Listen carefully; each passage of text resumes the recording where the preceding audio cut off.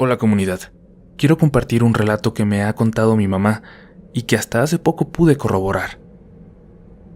Se titula Las cruces del pueblo. Mi madre nació en un pueblito de Oaxaca, San Pedro Mártir, que pertenece a la región mixteca, aunque solo estuvo ahí hasta los 6 años sola con la abuela antes de mudarse a la Ciudad de México. Muchos de sus recuerdos de niña fueron feos, al grado que ahora que es mayor, no le gusta regresar al pueblo más de 5 días y sobre todo no le gusta estar sola en la noche.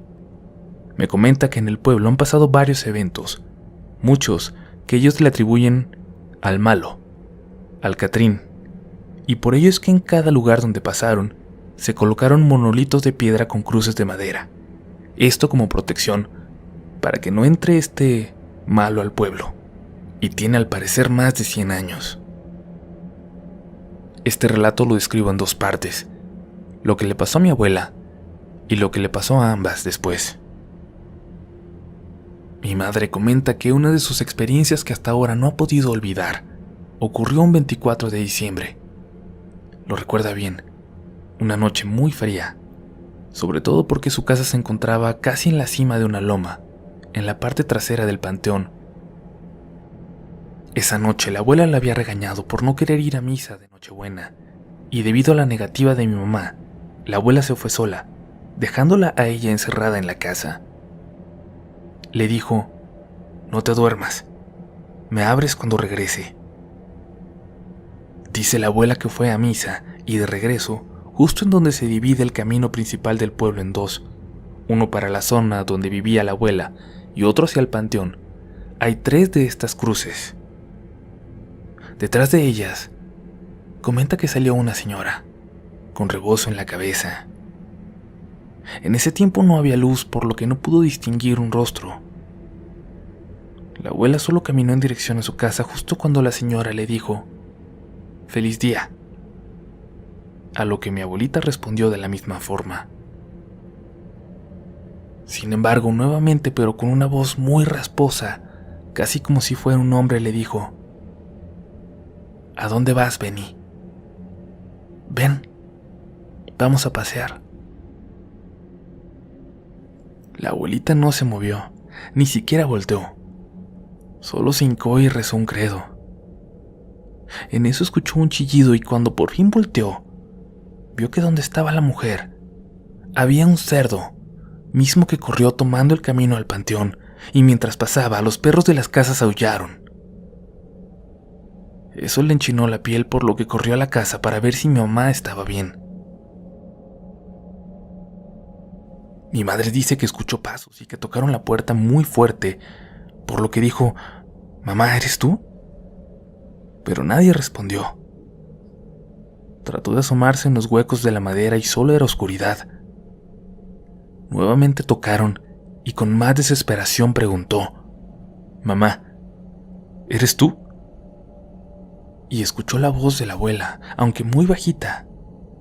Así que por fin abrió la puerta, y en efecto vio entrar a la abuelita, llorando. Mi mamá la abrazó, no entendía por qué lloraba. La abuelita se preparó un té y justo cuando terminaba, se escucharon nuevamente pasos afuera, y entonces una voz que decía: "Ven, vamos a pasear". Mi mamá, confundida, se asomó por los huecos de la madera y vio a un perro, enorme, negro. La abuelita la quitó y tomó un machete y le dijo: "En cuanto salga, cierra la puerta, pones la tranca y reza". La abuelita salió. Mi madre cerró la puerta, pero en vez de rezar se asomó y vio y escuchó cómo la abuela tiraba de machetazos a ese perro, mientras rezaba así como lo insultaba. Sin embargo, parecía que no lo podía atinar un solo golpe y el perro se levantaba hasta que por fin logró asestar uno. Mi mamá vio cómo la abuelita por fin pudo darle en el cuello. El perro solo huyó y, para sorpresa de ambas, salió corriendo, y a su paso los perros de las casas aullaban nuevamente. No durmieron esa noche. A la mañana siguiente, 25 de diciembre, mi mamá salió de la casa para darle maíz a los pollos, y pudo ver huellas de la bolita sobre la tierra, así como marcas del machete que había golpeado en el piso. Pero no había marcas ni huellas de algún perro, ni un rastro de sangre. Fue tiempo después que fueron a lavar la ropa a un arroyo cercano, y en donde también hay un monolito de piedra con cruz de madera, cuando notaron pelos negros como de perro, embarrados en la parte baja de la cruz, como si se hubiera metido por debajo y en su paso se le hubieran caído por la fricción. Desde ese momento decidieron mejor no volver a lavar ahí. Este es el relato, y les comento que ahora en diciembre de 2018, que fui al pueblo de donde es mi mamá, junto con mi novio que es ingeniero, pude recorrer las zonas que me describió. Me sorprendió conocer estas cruces.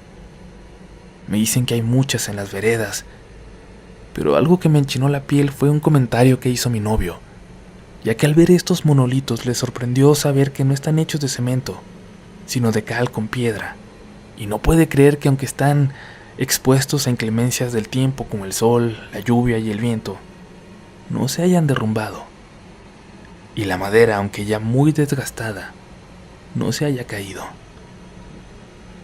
Les dejo unas fotografías y muchas gracias por leer mi relato.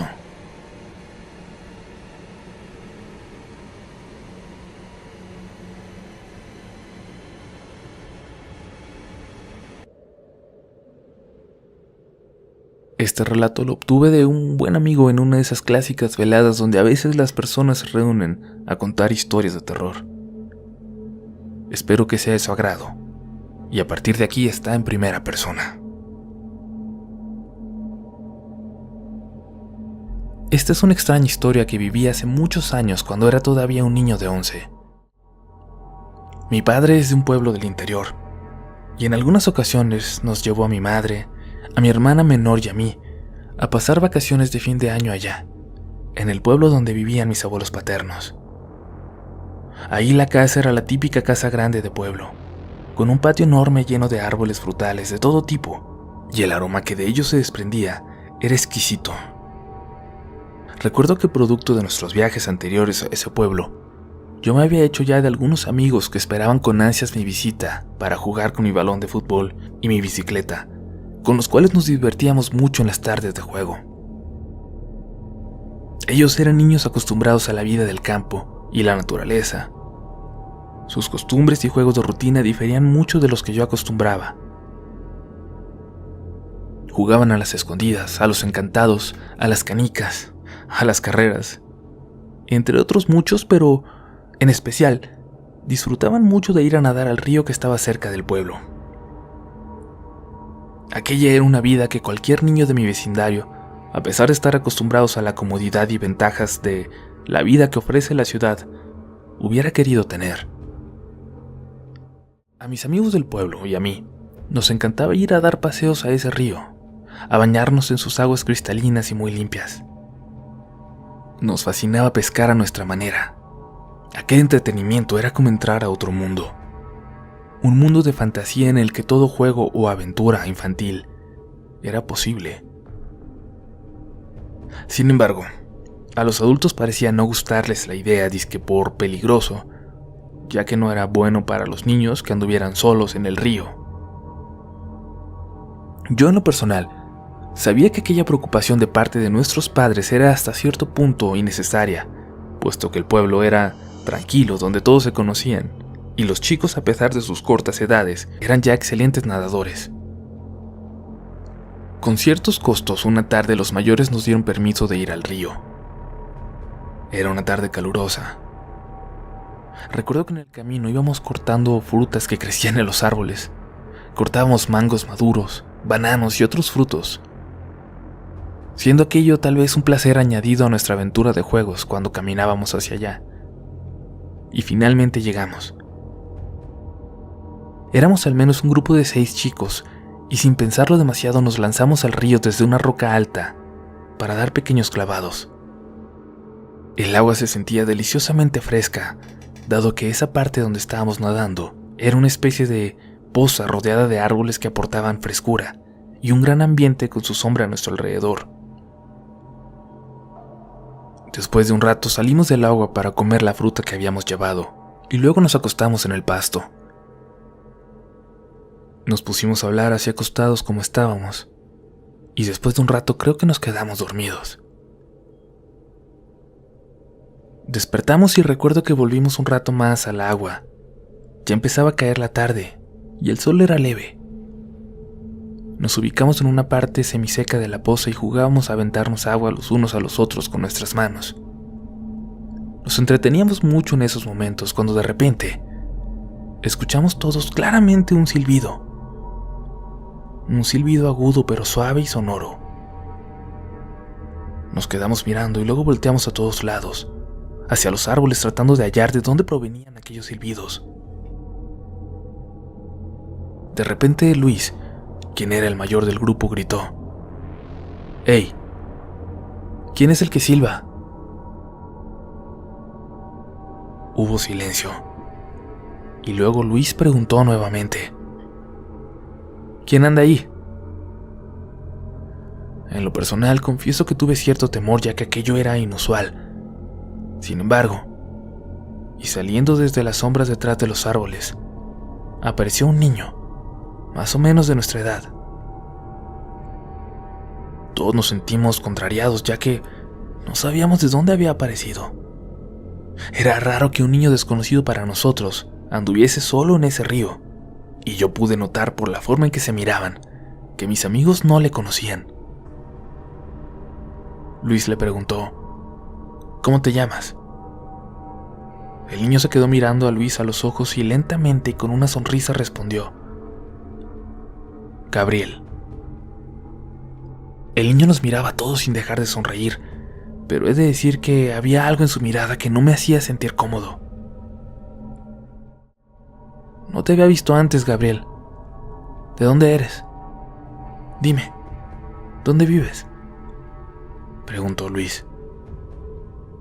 Gabriel respondió: «Soy de lejos, pero ahora vivo aquí».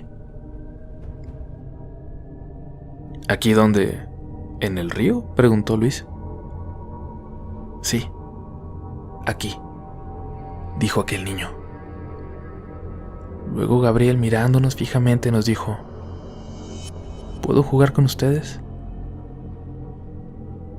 Nos miramos y después de unos instantes y casi a un tiempo, movimos nuestras cabezas afirmativamente. El chico sonrió y luego caminó hasta dentro del agua. Pasó al lado de nosotros y se dirigió lentamente hacia la parte más profunda de la poza. Cuando pasó junto a nosotros pude verle más claramente. Su piel era oscura y su cabello era muy negro. Cuando estuvo junto a mí, me miró, lo cual me hizo estremecerme un poco asustado, ya que podría jurar que había en su mirada cierta chispa de burla. Luis le dijo: «Hey, no, espera. No vayas a nadar ahí porque está muy profundo». El niño ignoró a Luis y poco a poco se sumergió totalmente en las aguas del río, así como un pez en el agua, desapareciendo por completo de nuestra vista. Nos quedamos unos segundos viendo hacia ahí y el chico no salía. Luego las aguas dejaron de moverse y fueron quedando tranquilas. Solo que se podía notar cómo el área donde el niño se había sumergido, ahí, las aguas empezaron a verse un poco oscuras, como agua lodosa. Luis nos miró asustado. Aquello era completamente anormal. Pasó al menos un minuto de que se había sumergido cuando Luis, firmemente pero sin elevar la voz como para que aquel niño no se diera cuenta, nos ordenó: «Saldremos del río y correremos hasta el pueblo sin detenernos, ¿entendido?». Ninguno de nosotros le contestó a Luis. Sin embargo, en silencio, le respondimos que sí con la cabeza. Caminamos lentamente entre las aguas buscando alcanzar la orilla. Luis era el último, como queriendo asegurarse de que todos saliéramos seguros para después salir él. Sin embargo, mientras lo hacía, volteaba y volteaba a ver con insistencia hacia la poza. El ambiente era tenso, y había un silencio sepulcral que se rompía solo con el rumor del río y su ya no tan suave corriente. Era un ambiente demasiado pesado. La adrenalina de todos estaba al 100. Íbamos a huir de aquello que a leguas se veía que era algo anormal. Una vez que salimos escuchamos un fuerte grito, agudo y aterrador. Volteamos la cabeza hacia el río y vimos cómo el extraño niño llamado Gabriel tenía a Luis agarrado de un brazo y escuchamos claramente que señalando con su dedo hacia la poza le decía: «Ven, vamos a la poza. Vamos, que ahí fue donde me ahogué». Luis gritaba y nosotros estábamos paralizados sin saber qué hacer. Aquello era horroroso y traumatizante. De pronto escuchamos una fuerte voz detrás de nosotros que decía: «Largo de aquí, demonio, deja en paz a ese niño». Pudimos escuchar cómo 2 disparos del rifle de don Genaro impactaron sobre el cuerpo de aquella cosa o lo que fuere, que burlándose se perdió entre las aguas, desapareciendo ante nuestros ojos y dejando libre a Luis. Todos volteamos y vimos a don Genaro, que era el capataz de un viejo hacendado del lugar y que, para suerte nuestra, había llevado a esa hora a pastar al ganado de la hacienda. Don Genaro era uno de esos hombres a los que no les tiembla el pulso para desenfundar su arma o apuntar con su rifle a aquel o aquello que malintencionadamente les amenace. Nos acompañó hasta la entrada del pueblo, dejándonos seguros y libres de todo peligro, diciéndonos: «Muchachos, cuídense siempre de no andar solos por estos caminos olvidados, ya que hay toda clase de cosas en los montes».